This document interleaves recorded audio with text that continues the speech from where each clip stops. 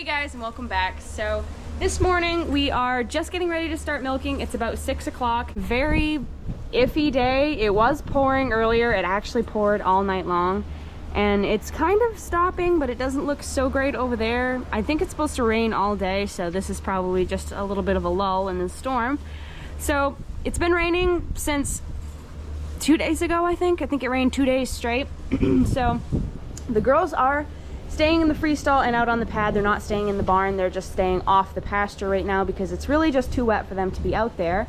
They didn't go out at all yesterday, and they're not going to go out at all today. It's been about 3 days since we had the hurricane, and it really didn't hit us that hard.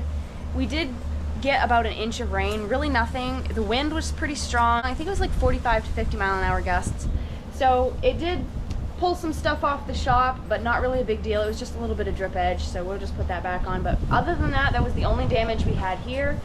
The barn didn't even flood. Sometimes if it rains like 3 inches and upwards, the barn will flood, but like I said, it didn't rain that much. We did keep them in the freestall that day, but just because we didn't want a tree to land on the pasture fence or anything and them to get out, because obviously nobody wants to chase a herd of cows in a hurricane. So but we didn't end up having any trees fall on the fence. We went out and tested it yesterday, and it tested out fine, so there's no trees on the fence.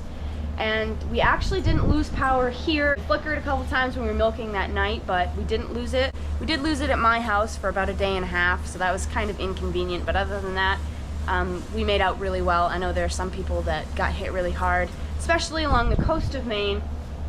The wind was really strong out there, I guess, so we're just really grateful that we didn't get it too bad. Hoping that the people who did get it bad fared okay. So let me know if you live anywhere near where the hurricane crossed, how you guys made out and how much rain you got and stuff.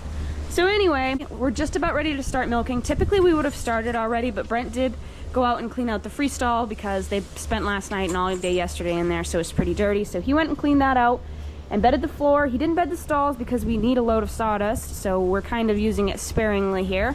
Right now they're eating a second crop bale, which wasn't intentional, but Brent went down and got a bale from our metal building. You can't see it from here, but I thought you could see it from here, but you can't because that building's in the way. We thought it was a first crop bale, but it's actually a second crop bale, and we didn't think we had any of those left, so there must be another corner that has second crop in it. So that's kind of nice. So they are really enjoying that. Brent did put another bale out back as well, so they'll have something to eat when they go out there. We really just like to feed them in here because some cows aren't very pushy and they won't go out where there's lots of competition and eat. They'll just go out and lay in a stall. So we like to give them one in here to make sure that everybody gets a fair chance at eating. So I did want to show you guys a couple things that we're going to be doing today. We are going to be preparing to put the heifers over in our other heifer barn. So we have to clean that all out, so that's probably what we're going to be doing. We might not get a move today, but we will at least get that ready, and a lot of you guys wanted to see the top of that barn, so I'll show you guys some of that. First, we gotta milk the girls. I did want to take a second to introduce a cow to you guys because you guys have been asking if I introduced my own cows, and I really didn't, so I did want to introduce one to you because there's one right here. So I thought I'd take the opportunity to introduce her to you. So this right here is Elvira. So she's about 10 years old. I think she just turned 10. So she's older. She's a brown Swiss. She does have a little tiny bit of Holstein in her. She's actually the biggest cow in the barn. You can see that Holstein beside her that's fairly tall, and she's just way taller than her. Just a sweetheart though, a really good girl. We raised her as a calf. She actually was born here. We bought her. She went back to my family's farm, and we raised her there and then milked her there for a while. And then we brought her down here, and she stayed here for a while, and then she went back to our place and just kind of back and forth for a while. But Brent just came out with coffee, so we're gonna have a coffee break, and then we're gonna milk the girls, and then we'll get into the rest of our day. Okay, so we finally finished all the chores, got the girls out. It actually is not supposed to rain today. I was wrong. It's supposed to clear up by about 12 o'clock, and it already stopped raining. And the girls were having a fit being out on the pad, so we did let them out on pasture. So they're happy now, so they're outside. Brent is putting the big bucket on the Kubota so we can go move some stuff from that barn we're moving the heifers to. There was one thing that I did want to show you guys in the milk room. We haven't worked on the window or anything, but yesterday, so we did actually replace this motor again. We put the old one back on there, which is bigger than the one that was on there before. This is actually the original one. So this one was the 7.5 horsepower one, and the other one was, I think, a 5. So the reason that we did that was just because sometimes when we're milking in the winter, it's hard to get the machines on the cows. The pulsators will be cold and the machines are just stiff and everything, and it's hard to keep them on the cows, especially when you have a lower vacuum pressure. And I think the one that we had on there before was about 1.5 psi lower than this one that we just put back on. So nothing like huge, but it would be noticeable, I think, in the winter. So we were just kind of worried about that, because we've only been using this other one since spring, and we've never had it through the winter since we did get this one fixed, and it's all fine. We figured we'd put that one back on there and just keep the other one for a spare. So I'm gonna go help him put that on because he might be having some trouble with it. Maybe he's not. Oh, there's a bunch of crap in the bucket from the window when we took that apart. I put it in the bucket, so he's probably got to go dump that. I think we're just gonna clean the stuff out of the bottom of the barn and put it in the top of the barn, and then come back here. We're gonna fill that big bucket full of sawdust, and then we're gonna head back over with the skid steer and the tractor, and we'll bed that really well. There's still a lot of power line trucks going by, so that's why it's noisy. So yeah, we'll bed that really well. And then maybe we'll get them moved over there today, maybe not. Not really sure, but it would be great to get them in there because I'm so excited to see how happy they'll be once they're in there. They have so much more room, and it's just gonna be great.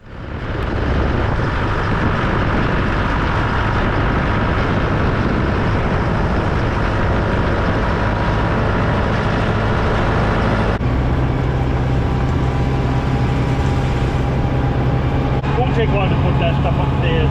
And it'll only take a few minutes to better. And then we'll go get that tank. Even if it's before 1. I don't know.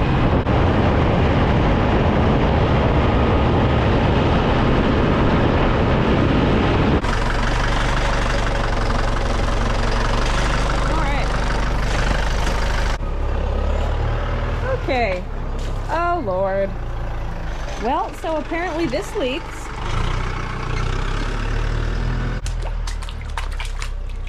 Nowhere else though. Just right here.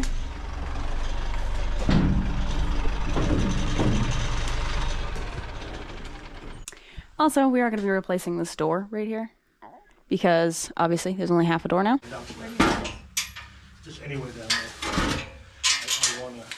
Well, that's a heavy little gate. Yeah.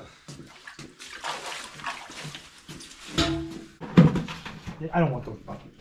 So you want all these garden tools, right? Yeah, those tools and the garden hose. Okay.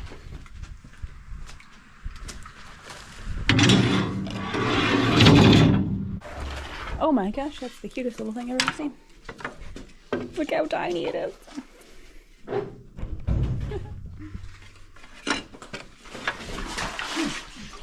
I have a hell of a time here. Jeez. Are you okay?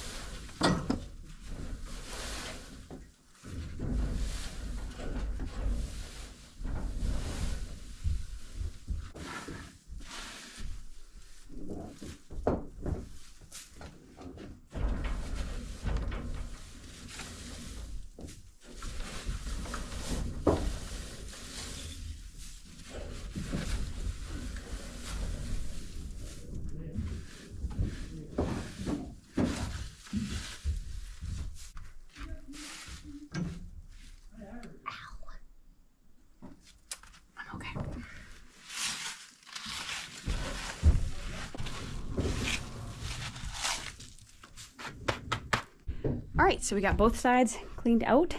Now the only thing to do is bring the skid steer down, clean the floor, bed it, and we should be good.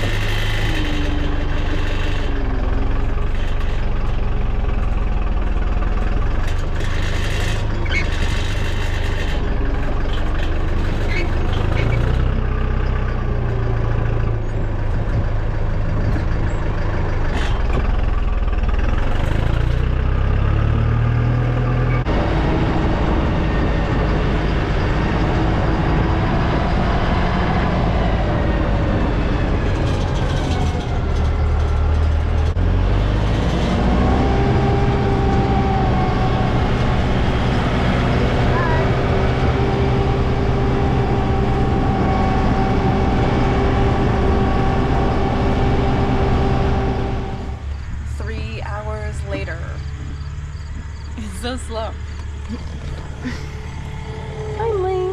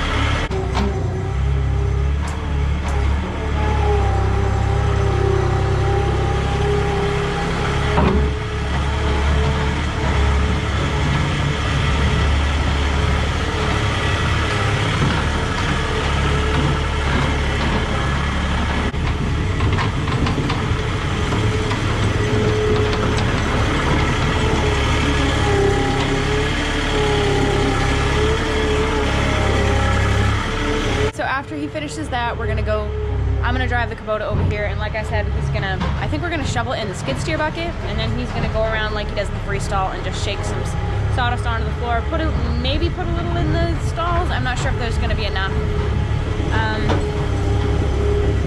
Then maybe I'll take you guys upstairs and show you a sneak peek of the upstairs. If Brent will take us up.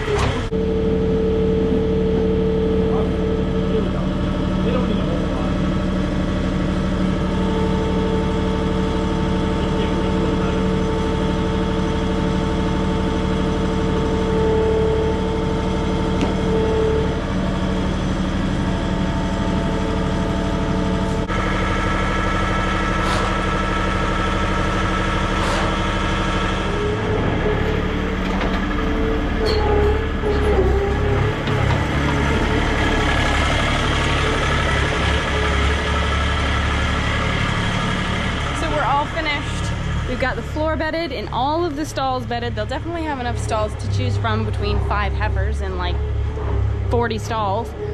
So they look really good. I think it looks great to see it all cleaned out and fresh down here. He's just finishing up the floor right now.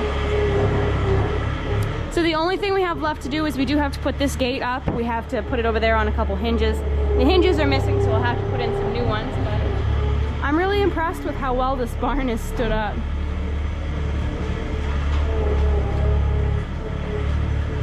This is what this side over here looks like. Nice and comfy, cozy stalls.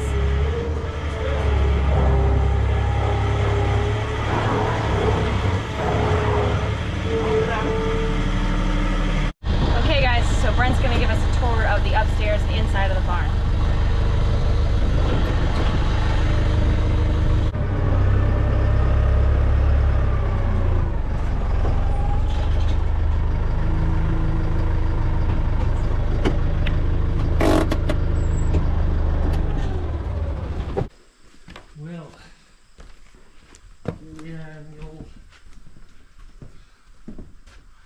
Just, you know,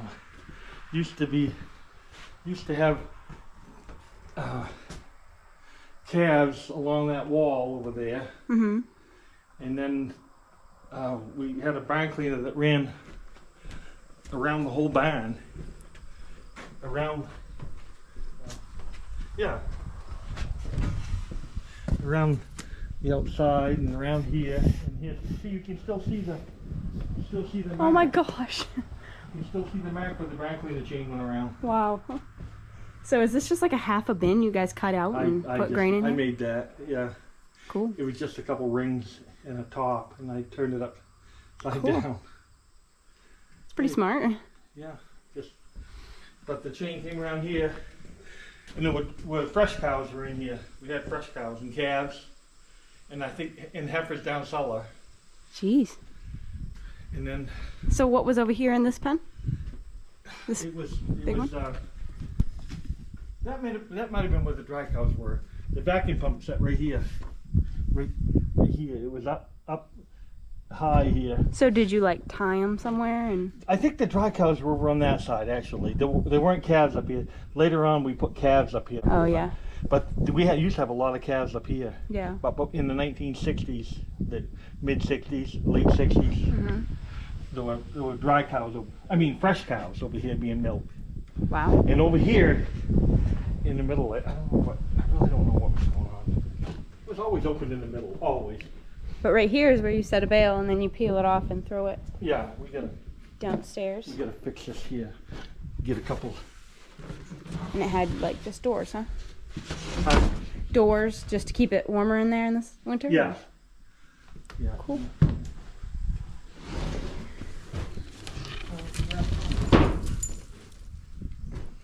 Let's put those open. Open them. Okay.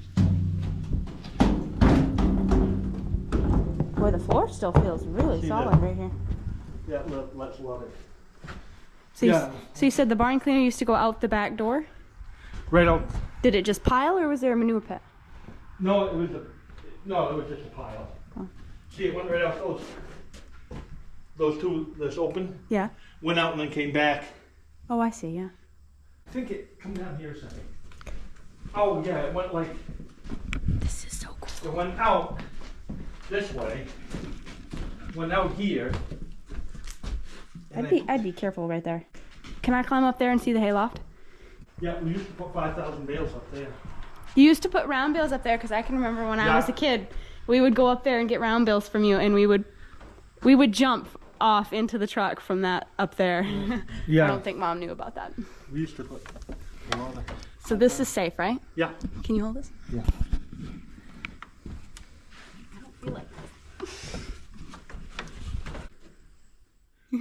You did fix that spot. When was that? 2 years ago? You fixed that corner over there? Yeah, 2 years ago. 21. Wow, It's got some rot going on. that is so Not cool. rot, but some roofing nails back in this hinge. That's So I wonder why this part of the floor is perfect and that back there isn't. I don't know. Is it just because you used this so long up Yeah. and that just wasn't getting used over there? Yeah. Wow. It's Cool. still not bad. You know, this got hit by this dad back in with the forage box and got too close and hit this. This thing. See, you put your hand, Oh my gosh. closed it. Cool. Yeah. Cool. That's so cool. This one, and then to grind them, this is how you grind them. Like Wow. you had the grain in there. That's when we had. That was in addition. When we added a few more calves, we put that there. But these were two of the original right here that Richard. When we started putting calves over there, you had a hay rack here, and then you'd put your hay in and close it up. I don't know where this one went. So there used to be one of these right there? Yeah, there used to be one of those there. I don't know where. Wow. I don't know where it went. But just, It's pretty smart. you throw a couple bales of hay in there and then. Close So it it's up. just this slatted wood hay rack. Yeah, slatted. And that's what was down there too, was slatted wood. And When did you change that to hog panels? I did that right when I first took over here. Yeah. Come over here a second. See, it was neat because I got all these lights working over here. But it'd be cool because there'd be all kinds of calves down through there, and all the lights would be working, and it would be Cool. really pretty. It's pretty amazing. Tell me when those lights go off. What I don't know lights? Which goes to. Downstairs? Yeah. I can't really. Can I see him really? See a light? Yeah. Is it on? Yep. Yep, it's off. Okay. So this, if we need a fan, Uh-huh. if we do decide we need a fan, this one right here, I stole the plug-in off it, but all you need is and the fan should work. These are all stalls, and the water tank went right here. I don't think we'll need a fan for 5 calves. Do you? Probably not. Especially the areas it is. But that one. Well, I just got back. Brent is still on the road with the skid steer because that's just slower than death on crutches, as he would say. So we're gonna be a minute, but we do actually have to meet someone at around 1. It's 12:30 right now, so we really have to get going. We found a good used stock tank for the girls. I kind of forgot that we needed to hook that up, so we're gonna run over and get that. New ones are like $200 or upwards of $200 for a really small one. This is like a 100-gallon one, and it's really reasonably priced, so why not get one used when it's gonna last just as long and work just as well as a new one. I had an awesome time looking at that barn. It was so cool. There's just something about old barns. There's so many little things that people did that were so ingenuitive, and it's just so cool to see how people used to do it years ago, and they're still there and you can still use them. They're still functional, and I just think that's really amazing that that kind of history is just, you can see it. You can walk in and see it, and it's just takes you back in time, and you can just imagine what it would be like, and I just think that's really, really cool. So I hope you guys did enjoy that too. Definitely stay tuned for the next video, because the girls are going to be going down there, and I think they're going to have a really great reaction. I think they're going to love it, and I can't wait to see that, because it's just going to remind me of being a kid and going over there to get hay and seeing all the calves run around down there and it being nice and clean, and I'm just gonna be really excited to see that, kind of like a blast from the past. So I hope you guys did enjoy this video. If you did, please don't forget to like and comment down below, and subscribe, of course, because we would just love to have you guys join us. So yeah, we really need to get going once Brent gets back. I can see him now, but it's gonna take him a while still, so keep it real, keep farming, you guys, and I hope to see you in the next video.